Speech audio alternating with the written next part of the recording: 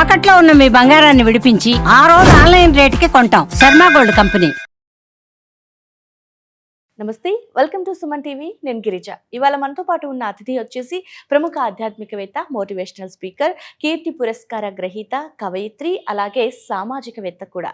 So doctor Lakkaraju Nirmalamma గారు ఉన్నారు. వారితో మాట్లాడి మనకున్నటువంటి ఆధ్యాత్మిక సందేహాలను నివృత్తి చేసుకునే ప్రయత్నం చేద్దాం. అమ్మ నమస్కారం. అమ్మ, విశ్వ నియమాలకు సంబంధించి రీసెర్చ్ చేశాను అన్నారు కదా. సో మనకి పంచభూతాల్లో వచ్చేసి నీరు గురించి చెప్పారు కదమ్మా, మరి మిగతా విషయాల గురించి కూడా, అండ్ అలాగే మనకు విశ్వంతో మమేకం అని అంటూ ఉంటాము. సో విశ్వానికి మనిషికి ఉన్న ఆ అనుబంధం ఏంటమ్మా, ఒక్కసారి తెలియజేస్తారా? భగవద్గీతలో చాలా సందర్భాల్లో మనకు చెప్పాడు, విశ్వరూప సందర్శనము అని అన్నాడు ఆయన. విశ్వం అంటే ఏంటంటే ఒక పాయింట్, ఒక అద్భుతమైన పాజిటివ్ ఎనర్జీ చుట్టూ గ్రహాలు, భూమి, చంద్రుడు, చుక్కలు, ఇవన్నీ కూడా అన్ని గ్రహాలు వరుసగా తిరుగుతూ పోతుంది. అది ఓవల్ షేప్ లో ఉంటుంది, గుడ్డు షేప్ లో ఉంటుంది. అవునమ్మా. దాన్నే శివలింగం ఆకారం అన్నమాట. అందుకే శివలింగాన్ని చూపించడం జరిగింది. అది శివలింగం పైన ఉండే ఆకారం అన్నమాట. అది ఆ విశ్వ చైతన్యం ఏదైతే ఉందో మనలో ఉండే ఆత్మ, చిన్న చిప్పు అన్నాను కదా ఇక్కడ, ఆత్మ అదొక పాజిటివ్ ఎనర్జీ, ఇదొక పాజిటివ్ ఎనర్జీ. ఆయన ఆ విశ్వ చైతన్యంలో ఉండే ఎనర్జీ, కొంచెం ఎనర్జీ, చైతన్య ఎనర్జీ మనలో ఉండడమే మనం జీవం.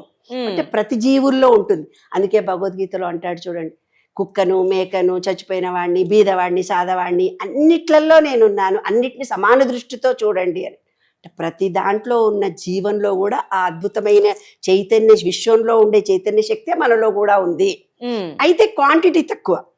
ఏదైతే ఈ విశ్వంలో నియమాల్లో ఏంటంటే, నీవు ఒక ఎనర్జీ లెవెల్తో పుట్టావు, ఆ ఎనర్జీ లెవెల్ను నువ్వు మ్యాక్సిమం ఉపయోగించుకోంత బ్రెయిన్ నీకు ఇచ్చాడు. కొంతమంది నాకు తక్కువ తెలివితేటలు ఉన్నాయంటారు, వాళ్ళకి నిజంగా తక్కువనే. ఎందుకు తక్కువ ఉన్నాయి అంటాడు, అనగానే తక్కువైపోతుంది. అనుకోవడంలోనే ఉందన్నమాట అది వ్యవహారం అంతా. అట్లా ఈ విశ్వము అంటే ఏంటో ముందు మనం తెలుసుకుందాం. ఈ విశ్వం అనేది ఏంటి? ఆకారం శివుడిది, ఓవల్ షేప్ లో ఉంటుంది. శివుణ్ణి మనం పూజ చేయడంలో ఆంతర్యం, శివుడికి అభిషేకం చేయడంలో ఆంతర్యం, పంచామృతాల చేత అభిషేకం చేస్తే ఎన్ని కష్టాలైనా పోతాయని దాని సీక్రెట్ అన్నమాట. అయితే మన శరీరంలో కూడా ఈ పంచభూతాలు ఉన్నాయి. మూలాధారం అనే చక్రం ఏంది? భూమి. విశ్వంలో కూడా భూమి ఉందే. నీరు మనలో ఉందని చెప్పాను. స్వాధిష్టాన చక్రం, బయట కూడా నీరుందా? మణిపూరక చక్రము మన దగ్గర, బొడ్డు దగ్గర ఉండేది మణిపూరక చక్రం. అగ్ని. అగ్ని ఏంది? అది మన డైజెషన్ కెపాసిటీని ఇంక్రీజ్ చేస్తుంది, గ్యాస్ చేస్తోంది, గ్యాస్ వస్తుంది అని అంటారు. అది ఆ చక్రం. దానిపైన ఉన్న అక్కడ బయట సూర్యుడు ఉన్నాడు. అనాహత చక్రం మన దగ్గర ఉన్నటువంటిది గాలి. విశ్వంలో కూడా గాలి ఉంది. ఇక్కడ విశుద్ధి చక్రం. అంటే విశుద్ధి అంటే శబ్దము, శబ్దము అంటే గురువు, గురువు అంటే ఆకాశం. గురు లోపాలు జరిగినప్పుడే థైరాయిడ్ వస్తుంది. థైరాయిడ్ రూపం జరిగిందంటే ఆకాశాన్ని ఎవ్వరు చూడకుండా ఉంటున్నాం. ఆకాశం ఎక్కడ చూస్తున్నాము? పొద్దున్న లేస్తున్నాము, పడుపు చేస్తున్నాము, ఎక్కడో వెళ్ళిపోతున్నాము, ఉద్యోగాలు చేస్తుంటున్నాము, వస్తున్నాము, మళ్ళీ వండుకొని తింటున్నాము, పడుకుంటాం. ఆకాశాన్ని ఎంతమంది చూస్తున్నారు? అందుకే ఇప్పుడు అందరికీ థైరాయిడ్ వస్తుంది. ఈ లింక్ ఎలా ఉందమ్మా? ఆ తర్వాత ఇదేమో ఆత్మ, ఇదేమో సహస్రారం అని అనంత విశ్వానికి, మన సహస్రార చక్రానికి లింక్ ఉంది.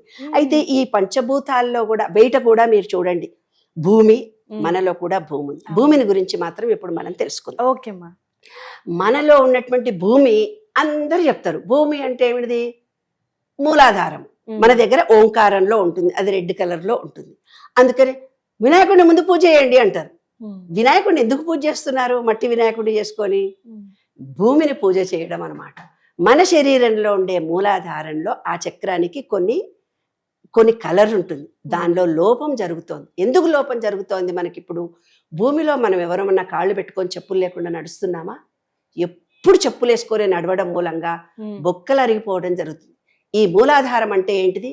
పళ్ళు, ఎంట్రుకలు, గోళ్ళు, బొక్కలు, మన శరీరంలో ఉండే కండరాలు, వీటికి సంబంధించిందే భూమి. ఆ వెన్నెముక సరిగ్గా ఉంటేనే, ఆ మూలాధారం నుంచి పైకి సరిగ్గా ఉంటేనే మన బాడీ అంతా కరెక్ట్ గా పనిచేస్తుంది. అందుకే మూలాధారానికి వినాయకుడికి పూజ చేయాలి, వినాయకుడికి పూజ చేయకపోతే దోషం కలుగుతుంది అని పెద్దోళ్ళు చెప్పారు. వినాయకుడికి పూజ చేస్తున్నాం కానీ మనలో ఉన్న మూలాధార చెప్పులు లేకుండా భూమిలో నడిస్తే గరికతో పూజ చేయమని చెప్పారు మన పెద్దలు. వినాయకుడికి పూజ చేస్తే గరిక, కనీసం గరికలో కాళ్ళన్న పెట్టి 4 తెంపుతాడు కదా వీడు, 11 చేసి పూజ చేయరా అంటే అది కూడా రెడీమేడ్ కొనుక్కొచ్చి చేస్తున్నాం కానీ మనం కాళ్ళల్లో గడ్డిలో చేతులు పెడతలేము. అది సీక్రెట్. కాళ్లకు చెప్పులు లేకుండా భూమిలో 20 నిమిషాలు మనం రోజు నడిస్తే బొక్కలు అరిగిపోనన్న, కండరాలు బాగుంటాయి, పళ్ళు బాగుంటాయి, మన ఎంట్రుకలు జుట్టు ఊడిపోతుంది అంటారు. వాళ్ళకి ఏంటిదంటే సూర్యరశ్మి కిరణాలు బాడీకి తగలలేకపోవడము. ఏమ్మా సూర్యుడు భూమిలో కాళ్ళు నీళ్లల్లో 10 నిమిషాలు స్నానం చేస్తాం బంగారు తల్లి. ఈ రోజుల్లో షవర్ ఆన్ చేసుకుంటే అది బకెట్ కూడా నీళ్లు కూడా కాదు, అదో కొంచెమే, అది ఇట్లా పడి స్నానం చేసి ఇట్లా వచ్చేస్తున్నాం. నీళ్లతో కూడా మనకు అనుబంధం. వాన పడుతూనే గొడుగు పట్టుకుంటున్నాం, లోపలికి వెళ్ళి వెనకటికి ఊర్లలో మేము ఏం చేసి నీళ్ళల్లో ఆడుకునేవాళ్ళం, వర్షం పడుతుంటే వర్షంలో ఎంజాయ్ చేసేవాళ్ళం, ఈతకి వెళ్ళేవాళ్ళం. ఊర్లలో మేము మంచిగా నీళ్లతో అనుబంధంతో పెరిగామ్మా. అట్లా వాటర్తో అనుబంధం లేదు మీకు, భూమితో అనుబంధం లేదు మీకు. గాలితో అనుబంధం అయితే ఏసీ రూమ్, అక్కడ ఏసీ రూమ్ ఏసీ కార్లో కూర్చుంటారు, ఇంట్లో ఏసీలో కూర్చుంటారు, ఇక్కడ కూడా వచ్చి ఏసీలో కూర్చుంటారు, మళ్ళీ ఏసీ కార్లలో వస్తారు, మళ్ళీ ఏదో వస్తుంటారు కానీ దారిలో అంతా పొల్యూషన్ లో వెళ్ళేస్తారు, మళ్ళీ వచ్చేస్తారు 2 వీలర్ మీద పోయినా. గాలిని స్వచ్ఛంగా మనం పీల్చుకోవటం లేదు, సూర్యరశ్మి కిరణాలు మనకు పడటం లేదు. అందుకని డి కరెక్ట్ గా ఉంటేనే మిగతా మినరల్స్, విటమిన్స్, కాల్షియం తయారవుతుంది. ఇప్పుడు డాక్టర్లు చెప్పి రీప్లేస్మెంట్ వేసుకుంటున్నారు మన ఈ జనరేషన్ అంతా. దానికి కారణం సూర్యరశ్మి కిరణాల్లో పొద్దున సాయంత్రం పగలు ఎప్పుడు సూర్యుడి దగ్గర మన వాళ్ళు ఉండకపోవడమే, సూర్యరశ్మి కిరణాలు బాడీకి తగలకుండా ఉండడం. అవన్నీ చాలా సీక్రెట్స్ చాలా ఎక్కువ. వాళ్ళ భూమిని మాత్రమే మనం మాట్లాడుకుంటున్నాం కాబట్టి భూమిలో కాళ్లల్లో చెప్పులు లేకుండా భూమిలో నడవాలి, గరిక మీద నడవాలి. మన శరీరంలో ఉండే బొక్కలు అరిగిపోకుండా ఉండటానికి వినాయకుడిని పూజ చేయమనడం గరికలో అంతర్యం అదే భూమి. ఆ మూల మనం కూర్చునే సీట్ కరెక్ట్గా ఉంటే, అది కరెక్ట్గా ఉంటేనే వెన్నెముక కరెక్ట్గా ఉంటుంది. మన శరీరంలో జుట్టు ఊడిపోదు, పళ్ళు గట్టిగా ఉంటాయి, పళ్ళ సమస్యలు రావు, భూలాభం కలుగుతుంది వాళ్ళకి. భూలాభం ఎలా కలుగుతుంది? ఇప్పుడు మీరు ఒక ఇంట్లో అద్దెకున్నారు, అద్దెకుంటే మీరు ఏమనుకుంటున్నారు, అద్దెలే కదా అని సరిగ్గా ఊడవరు. అదే మీరు సొంత ఇల్లు అయితే ఊడుస్తుంటారు, కడుగుతుంటారు, తుడుస్తుంటారు. అద్దెంట్లో ఉన్న ఇంట్లో మీరు ఏదైతే చేస్తున్నారో ఈ విషయం రికార్డు చేస్తుంది. అయితే మీరు ఎప్పుడో నాడు ఊడుస్తున్నారు అంటే భూమికి మీరు కృతజ్ఞత చూపించటం లేదు, కాబట్టి మీకు సొంతిల్లు రాదు. సొంతిల్లు రాదు, మాకు ఇన్ని కోట్ల డబ్బులున్నాయి అని. వాళ్ళు ఏ స్థలంలో అయితే వాళ్ళు ఉన్నారో దానికి కృతజ్ఞత ఎప్పుడూ చూపించలేదు, ప్రేమించలేదు. కాబట్టి వాళ్ళ జీవితంలో డబ్బులు ఉంటాయి కానీ ఇల్లు ఉండదు వాళ్ళకి. కాబట్టి భూమికి రుణపడి ఉన్నాము మనము. భూమికి చెయ్యాలి అన్నప్పుడు వినాయకుడు పూజ చేసేటప్పుడు నా మూలాధారం యాక్టివేట్ అయింది, అది ఓంకారంలో ఉంటుంది, అది ఓంకార శబ్దాన్ని రిలీజ్ చేస్తుంది. మన బాడీలో ఓంకారం వస్తుంది, ఈ విశ్వంలో ఓంకార శబ్దం వస్తుంది. ఆ శబ్దానికి ఈ శబ్దానికి లింక్ కలగడమే మెడిటేషన్. ఆ మెడిటేషన్ ఎలాగుంటుంది, నీకొకలాగా ఉంటుంది. కొంతమందికి బీజాక్షరాల చేత కావచ్చు, కొంతమందికి బ్రీతింగ్ ద్వారా గాలి ద్వారా కావచ్చు, కొంతమందికి శబ్దం ద్వారా కావచ్చు, కొంతమందికి ఒక్కొక్కళ్ళకి ఒక్కొక్క తీరు ఉంటుంది. మీకు ఒక బీజాక్షరం ఇచ్చి ఇంకొకళ్ళకి అంటే మీ పూర్వజన్మ సంస్కారాన్ని బట్టి మీరు యోగా ద్వారా కావచ్చు, మెడిటేషన్ ద్వారా కావచ్చు. యోగా ద్వారా కూడా మీకు ఎనర్జీ నాడులను క్లీన్ చేసుకోవచ్చు. ఒక్కొక్క రంగు ఉంటుంది, ఆ రంగులో లోపాలు ఏర్పడ్డప్పుడు, మూలాధారం కలర్ చేంజ్ అయినప్పుడు మనకు ప్రాబ్లమ్స్ రావడం మొదలు. మూలాధారం నుంచి స్వాదిష్టానికి కనెక్షన్ ఉంది, అంటే రిలేషన్షిప్స్ దెబ్బతింటాయి.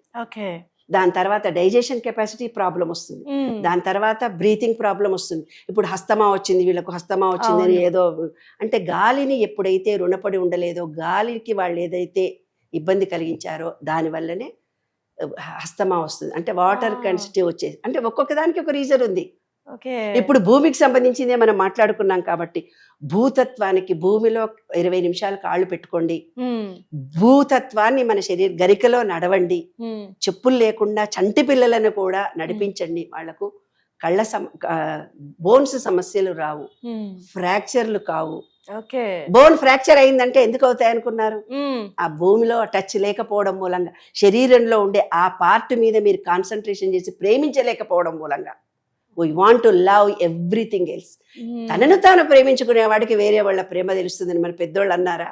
Exactly correct. మన శరీరంలో ఉన్న భూమిని మనం ప్రేమిస్తే భూలాభాన్ని పొందుతాము.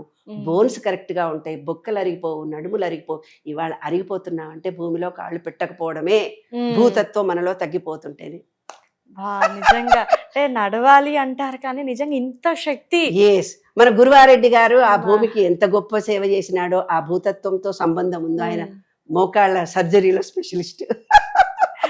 మన బాడీకి కూడా మనం నడిస్తేనే, భూతత్వం వస్తేనే మనం కూడా ఆరోగ్యంగా జుట్టు ఉంటాం. రాలదు, గోళ్ళు పెరగడము, బోన్స్ సరిగ్గా ఉంటాయి, కండరాలు ఫిట్నెస్ ఉంటాయి.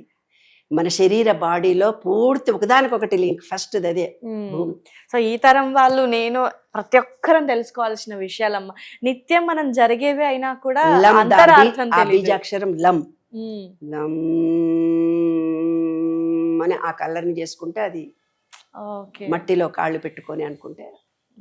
నిజంగా చాలా వెరీ గుడ్ ఎక్స్ప్లెనేషన్ అమ్మా. చాలా బాగా తెలియజేశారమ్మా. Thank you so much.